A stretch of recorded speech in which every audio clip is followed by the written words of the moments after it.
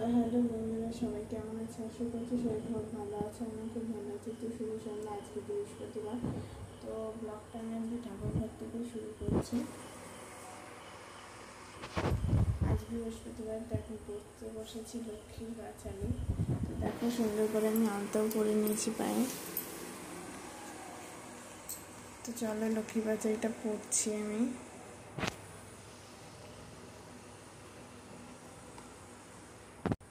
লজ্জা আদি গুণ যত নারীর ভূষণ,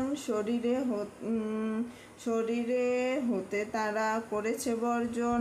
অতিথি দেখিলে তারা কষ্ট পায় মনে, স্বামীর অগ্রেতে খায় যত নারীগণে। পতিরে করেছে হেলা, না শুনে বচন, ছাড়িয়াছে গৃহস্থলী ছেড়েছে রন্ধন। পুরুষের পরিহাসে কাটায় সময়, মিথ্যা ছাড়া সত্য কথা কবু নাহি কয়। সতত তাহারা মোরে জ্বালাতন করে, চপলায় পায় তাই ফিরি দাঁড়ে দাঁড়ে। ঈর্ষাদেশ হিংসাপূর্ণ মানব হৃদয়, পরশ্রীকা তোর চিত্ত কুটিলতাময়। দেবদ্বিজ ভক্তিহীন তুচ্ছ গুরুজন, সর্বদা আপন সুখ করে অন্বেষণ। রসনা তৃপ্তির জন্য অভক্ষ ভক্ষণ, তারই ফলে নানা ব্যাধে অকালে মরণ। যেই গৃহে এইরূপ পাপের আগার, অচলা হইয়া তথা থাকি কি প্রকার। বর্জিয়া এ শব্দ হলে সদাচারী, অচলা থাকিব হেথা দিবা বিভাবরী। এত শুনি মুনিবর বলে হৃষ্ট মনে, কি হলে প্রসন্না দেবী হবে নরগণে।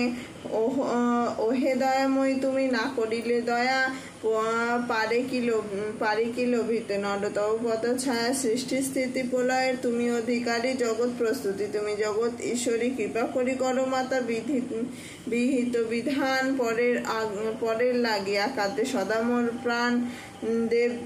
দেবশীর বাক্যে দয়া উপজিল মনে, বিদায় করিল তারে মধুর সম্ভাষণে। মর্ত্যবাসীদের দুঃখ কাঁদিছে অন্তর, প্রতিকার চেষ্টা আমি করিব সত্তর।